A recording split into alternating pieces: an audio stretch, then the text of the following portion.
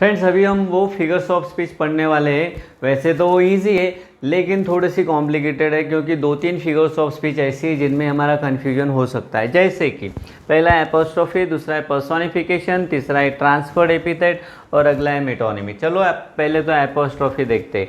There is a direct address to the non living thing, to the dead one, to the absent or an idea.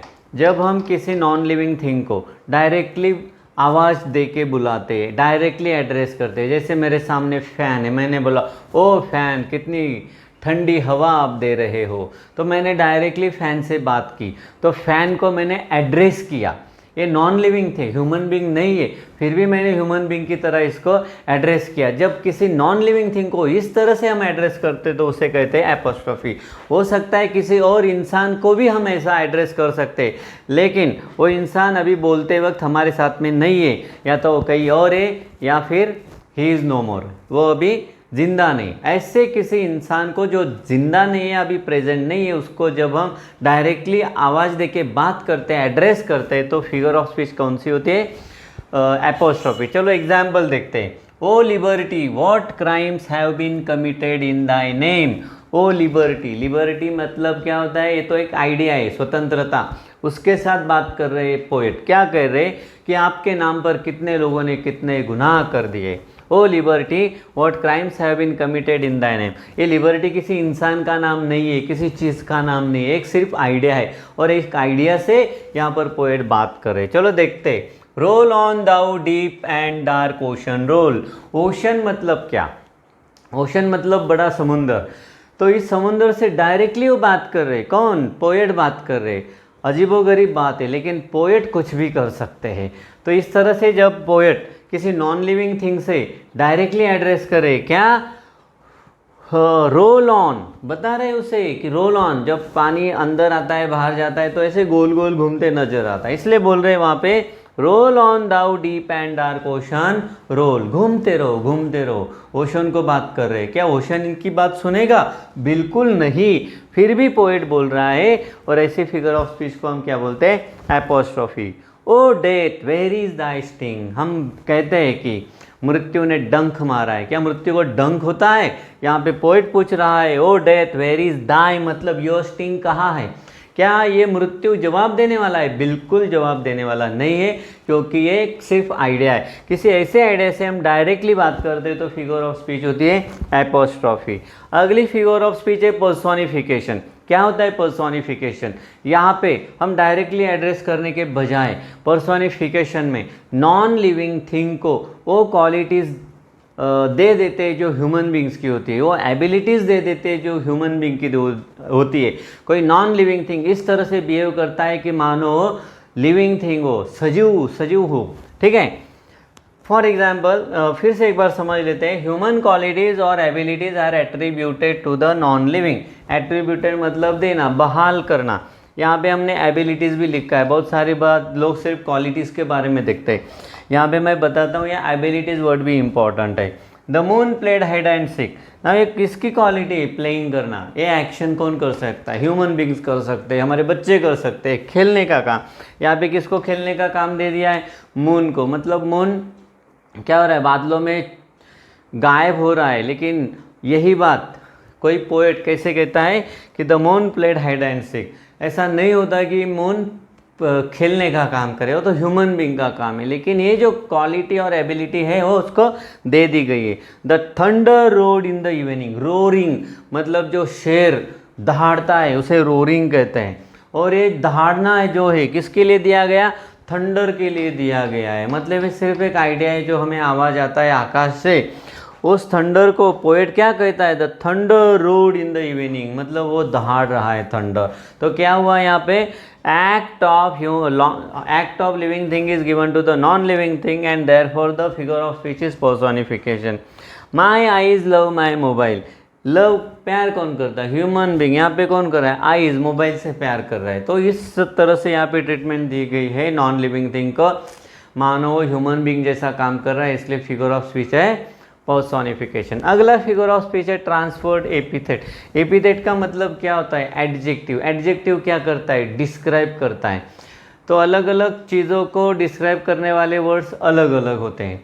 मानो हम human being है, human being के describing words अलग होते हैं, लेकिन human being या living things के जो डिस्क्राइबिंग वर्ड्स है अगर नॉन लिविंग थिंग्स के साथ यूज़ करते हैं तो क्या करते हैं हम एपिथेट को ट्रांसफर करते हैं, मतलब एडजेक्टिव को ट्रांसफर करते हैं। मतलब मेरे लिए जो एडजेक्टिव यूज़ होगा वो किसी नॉन लिविंग थिंग के लिए यूज़ करना, इसका मतलब होता है transferred epithet. Epithet is an adjective of living thing, living thing का लिए यूज करने वाला एडजेक्टिव है वो। It is transfer to non living thing, वो नॉन लिविंग थिंग के लिए ट्रांसफर किया जाता है। For example he passed a sleepless night, actually नींद उसे नहीं लगी है, वो खुद स्लीपलेस है, लेकिन ये स्लीपलेस एडजेक्टिव ह्यूमन बींग को देने के बजाय किसको दिया गया है, नाइट को, जो कि नॉन लिविंग थिंग है। तो ऐसी नॉन लिविंग थिंग को ह्यूमन बींग का एडजेक्टिव दे दिया जाता है तो हम क्या करते हैं, एपिथेट ट्रांसफर करते हैं। ये एपिथेट है, ये एडजेक्टिव क्या है, एपिथेट, इसको हमने नाइट को ट्रांसफर किया है। अगला example, the Plowman homeward plots is very way. अभी दिन भर काम करने के बाद किसान थक जाता है, मतलब वेरी हो जाता है, वो खुद वेरी है, लेकिन ये वेरी वर्ड प्लोमैन को यूज़ करने के बजाय किसे यूज़ किया गया है, वे को। वे तो नॉन लिविंग थिंग है, रास्ता, रास्ता थोड़ी थका हुआ है, लेकिन वो जो एडजेक्टिव है उसको लगा के यहाँ पर एक अलग सा इफेक्ट, अलग सा माहौल बनाने की कोशिश यहाँ पर कवि ने की है। और जो वेरी एपिथेट है, एडजेक्टिव है, इसके अलावा, इसके बजाय यहाँ पे यूज़ किया गया, मतलब एपिथेट को ट्रांसफ़र किया गया। जब एक एडजेक्टिव ह्यूमन बींग के लिए यूज़ किया जाता है, वो नॉन लिविंग थिंग के लिए यूज़ किया गया, तो समझ लेना क्या है, वो ट्रांसफर्ड एपिथेट है। मेटोनिमी, ये बहुत खूबसूरत फिगर ऑफ स्पीच है, कंफ्यूज नहीं होना है बाकी सबके साथ। यहाँ पे पूरा एक वर्ड सब्सटीट्यूट किया गया है दूसरे चीज़ के लिए। For example, pen is mightier than the sword. Pen मतलब कौन, कोई इंसान है नहीं, फिर भी इसे स्वर्ड से माइटियर मतलब स्ट्रांग कहा गया है। मतलब किसी और चीज़ के लिए पेन स्टैंड करता है, किस चीज़ के लिए स्टैंड करता है, राइटर। राइटर कहने के बजाय क्या कहा गया, पेन कहा गया। तो राइटर सोल्जर से स्ट्रांग होता है कहने के बजाय क्या कहा गया, pen is mightier than the sword. So warrior के बदले में कौन सा वर्ड यूज़ किया गया, स्वर्ड यूज़ किया गया, मतलब वर्ड का सब्सटीट्यूशन हुआ। राइटर के बजाय क्या लिखा गया, पेन, मतलब वर्ड का सब्सटीट्यूशन हुआ, पूरा का पूरा वर्ड बदल दिया, तो कौन सा फिगर ऑफ स्पीच होता है, मेटोनिमी। कुछ इंपॉर्टेंट एग्जाम्पल्स है, जजेस के लिए जजेस कहने के बजाय क्या कहा जाता है, बेंचेस। अगर आप न्यूज़ चैनल सुनते होंगे तो कोई एक हेड होता है, जैसे कपूर बेंच ने, फिर उस बेंच को नाम दिया जाता है हेड न्यायाधीश का, तो क्या बोलते हैं, Kapoor bench has given its judgement. यहाँ पे फिर जो मेंबर्स ऑफ लोकसभा है उनको क्या कहा जाता है, house has given its consent, right.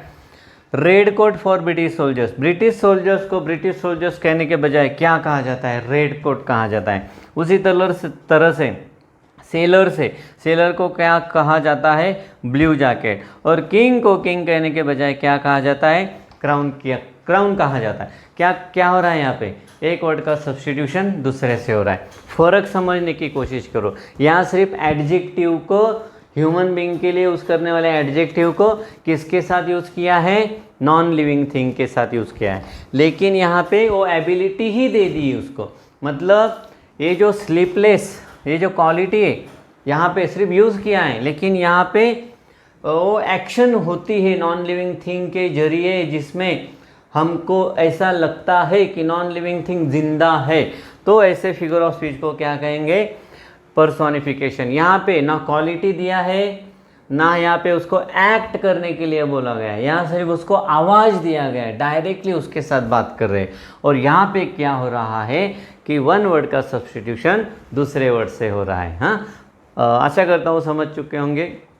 कुछ भी प्रॉब्लम होगा तो कमेंट में लिखिए, और अच्छा लगे तो शेयर करना। अभी ख़त्म नहीं हुआ, हम अगली फिगर्स ऑफ स्पीच पढ़ने वाले, ठीक है। अब हम पढ़ेंगे कुछ बहुत ही इंटरेस्टिंग फिगर्स ऑफ स्पीच जिसमें शब्दों का खेल समाया हुआ है। चलो देखते हैं, टाइम बर्बाद नहीं करते हैं। पहला फिगर ऑफ स्पीच है पन। पन में जो मज़ा है वो किसी और फिगर ऑफ स्पीच में नहीं है। बहुत मज़ा, मतलब एक यूफिमिज्म हमने पढ़ा, वो एक बहुत इंटरेस्टिंग है। इसके बाद ये सबसे इंटरेस्टिंग है क्योंकि इसमें ऐसा एक वर्ड आता है जिसके दो मीनिंग्स होते हैं। पहला मीनिंग तो नॉर्मल होता है, लेकिन दूसरा मीनिंग एक इंटरेस्ट मतलब एक ह्यूमर क्रिएट करता है जिससे मज़ा आता है। देखते हैं क्या होता है। This figure of speech is a play upon a word, मतलब शब्दों का खेल है, एंड इट्स वेरियस और डबल मीनिंग, क्योंकि इसमें डबल मीनिंग आता है। जो शब्द आता है सेंटेंस में उसमें डबल मीनिंग आता है, और वो जो डबल मीनिंग दूसरा जो मीनिंग है वो एक अलग तरह का इंटरेस्ट क्रिएट करता है। For example, is life worth living, it depends upon the liver. सवाल क्या पूछा गया है, इज लाइफ वर्थ लिविंग, हम जो जिंदगी जीते क्या ये जीने लायक है? आंसर क्या है? It depends upon the liver. Liver का पहला मीनिंग होता है जो जिंदगी जीता है, जीने वाला। अगर वो खुशहाल है, खुशनुमा इंसान है, तो बहुत अच्छी तरह से ज़िंदगी जिएगा। तो ज़िंदगी जीने के लायक है या नहीं, ये डिपेंड करता है लीवर के ऊपर मतलब जीने वाले के ऊपर। लेकिन दूसरा मीनिंग क्या है? लीवर जो हमारे शरीर का एक हिस्सा है, बहुत इंपॉर्टेंट पार्ट होता है, अगर वो ख़राब हो जाए तो ज़िंदगी जीना बहुत मुश्किल हो जाता है, बहुत कठिन हो जाता है। और वो लीवर क्यों ख़राब होता है? ये लीवर ख़राब होता है नशीली चीज़ों का सेवन करने से। तो इनडायरेक्टली यहाँ पे नशीली चीज़ों का सेवन करने वाले लोगों के ऊपर एक कटाक्ष किया गया है, liver. Is life worth living, it depends upon the liver, मतलब जीने वाला या शरीर के अंदर वाला लीवर नाम का पार्ट, इसके ऊपर डिपेंड है। दो मीनिंग आते हैं, दूसरा मीनिंग इंटरेस्ट क्रिएट करता है। Second example, N ambassador is an honest man who lies abroad for the good of country. यहाँ पे ऑनेस्ट शब्द आए हैं कि एम्बेसडर मतलब डिप्लोमेट होता है। मैं आपको बताता हूँ बिल्कुल ऑनेस्ट नहीं रहता, क्योंकि इसको सबसे इम्पोर्टेंट चीज़ क्या होती है? हमारी कंट्री का भला। तो हमारी कंट्री के भले के लिए वो बाहर देश में रह रहा है। एब्रॉड मतलब बाहर देश में रहा है। रहने के लिए वर्ड कौन सा है? Lies. N ambassador is a honest man, an honest man who lies abroad for the good of country. हमारे देश के भलाई के लिए वो बाहर रह रहा है। लेकिन इसका दूसरा मीनिंग भी है। लाइज का दूसरा मीनिंग होता है झूठ बोलना। ये इतना ऑनेस्ट मैन है अपने कंट्री के लिए कि बाहर रहता है दूसरे देश में, और अपने देश के भले के लिए क्या बोलता है? झूठ बोलता है। बड़ा इंटरेस्टिंग यूज है लाइज का। हाँ, रहना और झूठ बोलना, ऐसे दो मीनिंग्स आते हैं। अगला फिगर ऑफ स्पीच है ओनोमेटोपिया। ओनोमेटोपिया जो फिगर ऑफ स्पीच है साउंड से रिलेटेड है, आवाज़ से रिलेटेड है। शब्द बोलते वक्त ऐसा आवाज़ होता है कि वो आवाज़ हमें इनडायरेक्टली इंडिकेट करता है कि इसका मीनिंग क्या हो सकता है, सजेस्ट करने की कोशिश करता है कि इसका मीनिंग क्या होता है। कि जैसे कि डेफिनेशन देख लेते हैं। Sound of the word suggest और इंडिकेट्स द मीनिंग। साउंड क्या करता है? मीनिंग को सजेस्ट और इंडिकेट करता है। For example, he bang the door, कोई आया दरवाजे पर जोर से हाथ मारा तो आवाज़ आता है बैंग। तो ये जो बैंग वर्ड है, ये बैंग सुनने के बाद हमें इसका मीनिंग पता चलता है कि हो सकता है कोई चीज़ किसी चीज़ पर जाके टकरा रही है, तो उससे जो आवाज़ आता है वो बैंग आता है। और ये बैंग बोलने की वजह से, उस शब्द की आवाज़ की वजह से हमें मीनिंग पता चल जाता है। There is a murmurous haunt of flies on summer eves. ये मर्मरस वर्ड आया है, हॉन्ट ऑफ फ्लाइज। हाँ, ये जो हॉन्ट ऑफ फ्लाइज होती है, फ्लाइज जब कान के आसपास कहीं पर भी घूमती है तो ऐसा एक आवाज़ आता है, गुन गुन गुन। तो वो जो आवाज़ आता है गुन गुन, वो मर्मरस इस वर्ड से इंडिकेट किया जाता है, मतलब इससे हमें पता चलता है कि क्या हो रहा है। ठीक है, there is a murmurous haunt of flies on summer eves. Next parts of speech है टॉटोलॉजी।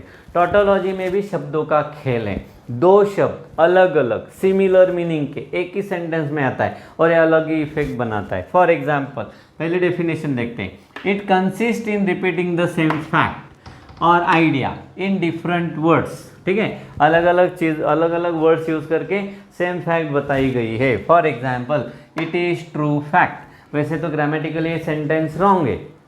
अगर कोई कॉमन एरर्स का क्वेश्चन आता है जिसमें अगर यहाँ पे इट इज़ ट्रू फैक्ट ऐसा क्वेश्चन आया, तो एरर में आपको ये बताना पड़ेगा कि इसमें से एक ही वर्ड जरूरी है। लेकिन पोएट जब यूज़ करता है फिगरेटिव लैंग्वेज और मेटाफोरिकल लैंग्वेज, उसको सब अलाउड है। तो क्या करता है, ट्रू और फैक्ट ऐसे दो दो वर्ड सेम मीनिंग के यूज करके एक इफेक्ट बनाता है।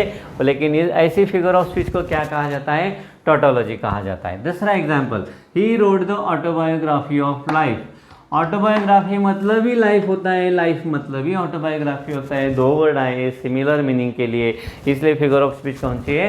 टोटोलॉजी।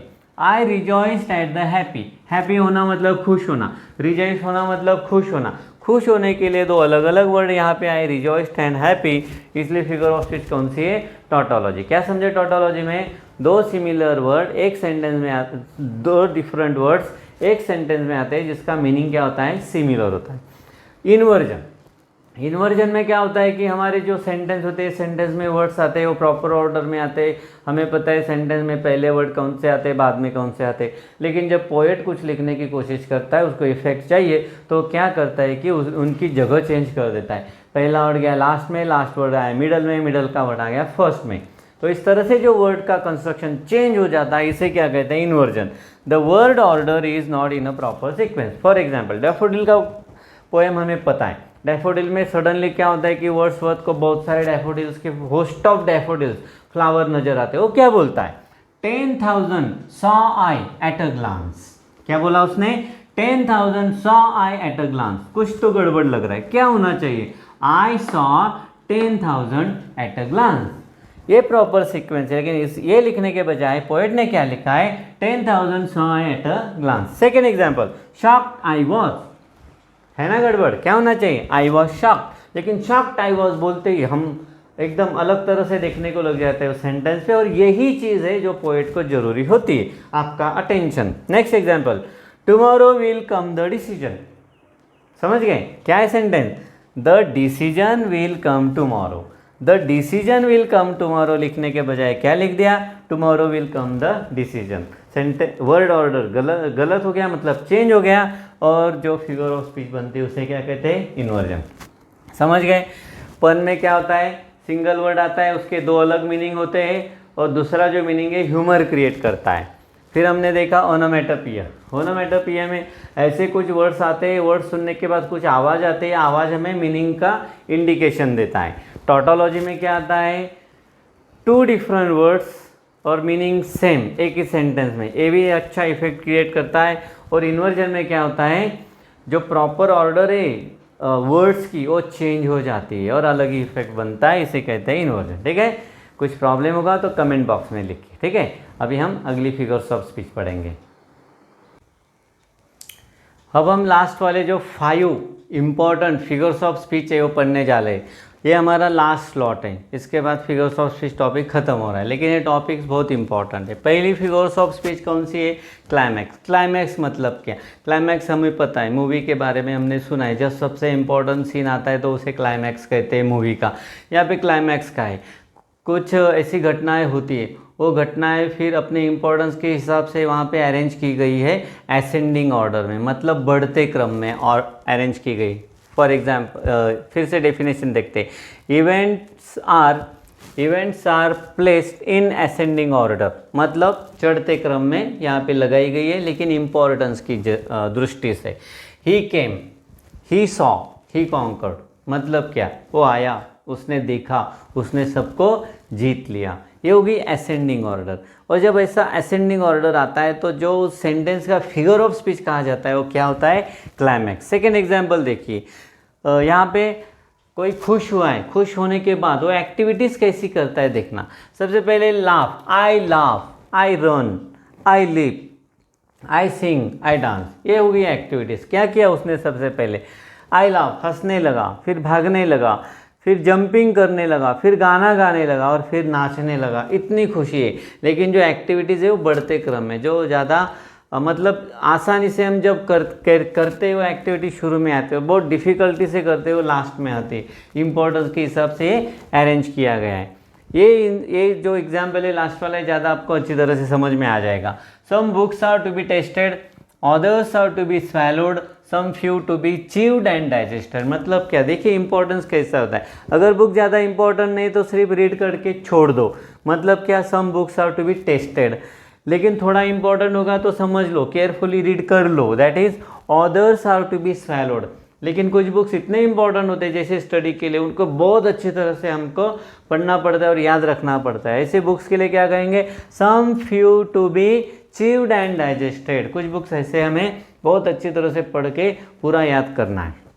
तो इस तरह से यहाँ पे जो इवेंट का ऑर्डर है वो क्या बोलते हैं, इंक्रीजिंग है, मतलब चढ़ते क्रम में है, इसे कहते हैं क्लाइमैक्स। एंटी क्लाइमैक्स बिल्कुल उसका उल्टा होता है। इम्पोर्टेंट के हिसाब से यहाँ पे घटनाओं का क्रम नीचे जा रहा है। देखिए कैसे होता है। Events are placed in a descending और एज पर इम्पोर्टेंस, मतलब उनके इम्पोर्टेंस के हिसाब से वो नीचे जा रहे हैं। कैसे? किसी का एक्सीडेंट हो गया, उसने क्या क्या गंवाया है, वो चीज़ों का इम्पोर्टेंस के हिसाब से वहाँ पे अरेंज किया गया है। जैसे कि ही लॉस्ट हिज वाइफ, सबसे इम्पोर्टेंट कौन था? His wife. His friend, 2 number important कौन था? His friend. His dog and his watch, सबसे कम इम्पोर्टेंट वॉच है इसलिए लास्ट में आया। सबसे इम्पोर्टेंट वाइफ थी इसलिए शुरू में आया। यहाँ पे हमने डिसेंडिंग ऑर्डर, मतलब नीचे जाने वाला क्रम, उस हिसाब से यहाँ पे ऑर्डर किया है। एग्जाम्पल देखिए दूसरा, ये ज़्यादा इंपॉर्टेंट है, ये आपको ज़्यादा आसानी से समझ में आ जाएगा। क्या है? He rushed into the house, वो बहुत जल्दी जल्दी भागते भागते घर के अंदर गया। अभी हम सोचने लगे कि क्या हो गया। लोडेड हिज गन, उसने क्या किया? अपनी गन को लोड किया, और हमारी क्यूरियासिटी बढ़ गई कि कुछ तो गड़बड़ है, और बाहर आके उसने क्या किया? And he shot a rat, और उसने चूहे को गोली मारी। ये हो गया इंपॉर्टेंस। मतलब यहाँ पे हम कुछ और अपेक्षा कर रहे थे, कुछ और हो गया, हमारा अपेक्षा भंग हो गया। ऐसी स्थिति में इसको क्या कहा जाता है? एंटी क्लाइमैक्स कहा जाता है। हम सोचते कुछ है, कुछ बढ़ने वाला है, और एकदम से नीचे आ जाती है वो घटना, इसे एंटी क्लाइमैक्स कहा जाता है। अगला जो फिगर ऑफ स्पीच है बहुत इंपॉर्टेंट है, वो है सिनेक्डकी। सिनेक्डकी मतलब क्या? एक चीज़ से हमें दूसरी चीज़ को समझ लेना है। Understanding of one thing by another. 2 part है। पहला पार्ट है a part is substituted for whole. Second part है a whole is substituted for part. मतलब क्या? किसी एक पार्ट से, मतलब मेरी बॉडी है, मतलब मैं टीचर हूँ और मेरा हैंड है, so my hand, this hand is writing, मतलब टीचर इज राइटिंग, लेकिन हैंड यूज़ किया है, मतलब पार्ट यूज़ किया है। लेकिन पूरा घर काम पे लग गया, पूरा घर काम पे लग गया। जब हम बात करते तो क्या सचमुच घर काम करता है? नहीं, पूरा घर काम पे लग गया मतलब घर के सारे लोग काम पे लग गए। इसका मतलब यहाँ पे सारे छोटे छोटे पार्ट से घर के लोग, उनके लिए पूरा घर यूज़ किया। ये second part. A whole is substituted for part. पूरे घर के लोगों के लिए, लोगों का नाम लेने के बजाय किसका नाम लिया? घर का नाम लिया। सारा घर काम पे लग गया। और यहाँ पे छोटे छोटे हाथ भी काम पे लग गए। छोटे छोटे हाथ काम पे लग गए मतलब वो छोटे छोटे हाथ छोटे छोटे बच्चों के होते हैं, और वो बच्चे मतलब वो part stands for small children. जो पार्ट है वो बच्चों के लिए वहाँ पे स्टैंड करता है। देखिए example, all hands are at work. सब हाथ काम पे लग गए। हाथ किसके होते हैं? वर्कर के। ये वर्कर्स के लिए कौन सा वर्ड आया है? हैंड्स, मतलब पार्ट। हैंड्स क्या है? पार्ट है। होल क्या है? वर्कर्स है। ठीक है। 2 हेड्स आर बेटर देन 1। 2 सिर अच्छे होते एक सिर के लिए। ये 2 सिर मतलब क्या? पर्सन, लोग। यहाँ पे हेड किसको स्टैंड कर रहा है? पर्सन को स्टैंड कर रहा है। ये 1 भी किसे स्टैंड कर रहा है? पर्सन को स्टैंड कर रहा है। 2 heads are better than 1। A whole is substituted for part. ये हमारा second important example, important point है किस चीज़ का? सिनेक्डकी। कौन सी फिगर ऑफ स्पीच हम पढ़ रहे हैं? सिनेक्डकी। समझ लो। The houses were asleep. Houses were asleep मतलब सारे घर सोए थे। क्या घर सो जाते हैं? नहीं, घर के लोग सोते हैं। लेकिन लोगों का यहाँ पे जिक्र करने के बजाय किसका जिक्र किया है? घर का जिक्र किया है। घर मतलब होल, लोगों, उस घर में रहने वाले लोग मतलब पार्ट। क्योंकि हमारा पॉइंट क्या है यहाँ पे? A whole is substituted for part. The whole city was at concert मतलब पूरा शहर किसी प्रोग्राम में आ पहुंच गया। पूरा शहर आ गया मतलब क्या? शहर के लोग आ गए। यहाँ पर भी सिटी क्या दर्शाता है? होल। किसके लिए हमने सब्सटीट्यूट किया है? यहाँ पे पार्ट के लिए सब्सटीट्यूट किया है। ठीक है। ये फिर बची 2 इम्पोर्टेंट लेकिन इजी फिगर ऑफ स्पीच। वैसे तो लोग इससे स्टार्ट करते हैं पढ़ना पढ़ाना, लेकिन सोचा कि सबको पता होगा तो मैं लास्ट में पढ़ाऊँगा। सिमिली क्या होता है? Comparison between 2 dissimilar objects. ये डिसिमिलर वर्ड बहुत इंपॉर्टेंट है। डिसिमिलर मतलब डिफरेंट। सिमिली में क्या होता है? कंपैरिजन होता है, लेकिन 2 समान चीज़ों में कंपैरिजन नहीं है। ये कंपैरिजन 2 डिफरेंट चीज़ों में है। याद करो, मैं और कोई और टीचर है, दोनों में अगर तुलना हो जाए तो वो सिमिली नहीं हो सकती। भले आप एज लगाओ नहीं तो लाइक लगाओ। क्यों? क्योंकि वो डिसिमिलर ऑब्जेक्ट थोड़ी है। मैं भी टीचर हूँ, कोई और भी टीचर है, वी आर सिमिलर पीपल। यहाँ पे इंपॉर्टेंट वर्ड क्या है? Dissimilar object. सो लेकिन उनमें एक अच्छी बात क्या है कि हैविंग वन कॉमन क्वालिटी, दोनों में एक क्वालिटी समान होती है। एक एग्जाम्पल बताता हूँ, thy soul was like a star. अभी यहाँ पे कोई अपने शायद गर्लफ्रेंड को बोल रहा है कि दाई सोल, आपका जो सोल है कैसा है, लाइक अ स्टार। स्टार कैसा होता है, एकदम मासूम सा होता है। सोल भी, सोल को क्या कहा गया है यहाँ पे, मासूम कहा गया है। तो सोल और स्टार की तुलना हो गई और दोनों में जो एक कॉमन क्वालिटी वो है मासूमियत। ठीक है, वर्ड कौन सा यूज़ किया है कंपैरिजन करने के लिए, लाइक ए वर्ड यूज़ किया है। अगला एग्जाम्पल देखिए, oh my love like a red red rose. ये जो मेरा लव है कैसा है, रोज जैसा है। लव और रोज दोनों में एक कॉमन फैक्टर क्या है, दोनों रेड है। क्या है दोनों में क्वालिटी, दोनों की कॉमन क्वालिटी है रेड। यहाँ पे लव भी रेड है, रोज भी रेड है। ये कॉमन क्वालिटी की वजह से दोनों में कंपैरिजन हो गई और कंपैरिजन करने के लिए कौन सा वर्ड यूज़ किया है, लाइक वर्ड यूज़ किया है। यहाँ पर भी हमने सोल और स्टार दोनों को कंपेयर करने के लिए कौन सा वर्ड यूज़ किया, वहाँ पे लाइक वर्ड यूज़ किया। और एक कौन सा वर्ड होता है जो हम यूज़ कर सकते हैं, एज। एज और लाइक यूज़ करके जो कंपैरिजन होती है दो अलग अलग चीज़ों में किसी एक समान क्वालिटी पर, उसे क्या कहते हैं, सिमिली। ठीक है, तो यहाँ पे हम अगला फिगर ऑफ स्पीच पढ़ने जा रहे हैं, मेटाफर। मेटाफर क्या है, मेटाफर एक कॉम्प्रेस सिमिली, मतलब जिस सिमिली में लाइक और एज ए वर्ड आते हैं वो निकल जाते हैं और वहाँ पे एक चीज़ को दूसरी चीज़ बोला जाता है। मतलब क्या, a sea of people listen to the leader. Directly यहाँ पे एक समंदर अलग चीज़ है, भीड़ अलग चीज़ है। भीड़ कैसी थी, समंदर जैसी थी, ये कहने के बजाय क्या लिख दिया, ये जो सी ऑफ द पीपल बोल दिया, और sea of the people listen to the leader. Second example, variety is a spice of life. यहाँ पे स्पाइस की तुलना डायरेक्टली किससे की है, वैरायटी से की है। वहाँ पे लाइक और एज ऐसे वर्ड यूज़ किया नहीं, मतलब क्या कर दिया, कॉम्प्लेक्स कर दिया। ये लास्ट वाला सेंटेंस आपको ज़्यादा अच्छी तरह से समझ में आएगा। He is a monkey, he is a monkey मतलब क्या हो गया यहाँ पर, he is like a monkey और ही बिहेव्स एज मंकी, ऐसा कुछ आया नहीं। लाइक और एज निकाल दिया और उसको कॉम्प्लेक्स कर दिया, ही इज़ अ मंकी। इस तरह से यहाँ पे सेंटेंस बन गया। आशा करता हूँ आप समझ गए होंगे। आप फिर से देखना, क्लाइमैक्स में हमने क्या देखा, इवेंट्स होते, इवेंट्स असेंडिंग ऑर्डर में आते इम्पोर्टेंस के हिसाब से, और क्लाइमैक्स बनता है। एंटी क्लाइमैक्स उसके अपोजिट है, इम्पोर्टेंस के हिसाब से। यहाँ पर घटनाएं डिसेंडिंग ऑर्डर में अरेंज की गई है, और जब हम लास्ट चीज़ सुनते हैं तो हमारा क्या बोलते हैं, अपेक्षा भंग हो जाता है। तो ऐसे स्थिति में फिगर ऑफ स्पीच को क्या कहा जाता है, एंटी क्लाइमैक्स कहा जाता है। फिर हमने सिनेक्डकी पढ़ा। सिनेक्डकी में क्या पढ़ा, एक चीज़ को दूसरी चीज़ समझ के हमें अंडरस्टैंडिंग करना है। इसके लिए दो चीज़ें हमने देखी, वन है पार्ट सब्सटीट्यूटेड फॉर होल और होल सब्सटीट्यूटेड फॉर पार्ट। हमने ये अच्छी तरह से पढ़ लिया है। फिर हमने सिमिली पढ़ा। सिमिली में क्या है, दो अलग अलग चीज़ें, two dissimilar objects are compared with each other because they have one common quality. उनमें एक कॉमन क्वालिटी है और इस हिसाब से हमने उनको कंपेयर किया। फिर है मेटाफर। मेटाफर में हमने क्या देखा कि सिमिली को ही कॉम्प्लेक्स कर दिया है, मतलब लाइक और एज ए वर्ड निकाल दिए गए। इस तरह से हमने 5 फिगर्स ऑफ स्पीच पढ़ी। अब तक हमने इस पार्ट में भी 13 फिगर्स ऑफ स्पीच पढ़ी। पहले पार्ट में भी हमने 13 फिगर्स ऑफ स्पीच पढ़ी। यहाँ पे टोटल 26 फिगर्स ऑफ स्पीच का स्टडी हम ख़त्म करते हैं। हाँ, आपको लाइक करना है, यस, कमेंट करना है, और प्लीज़ शेयर करो अपने दोस्तों के साथ, प्लीज़। ठीक है, थैंक यू।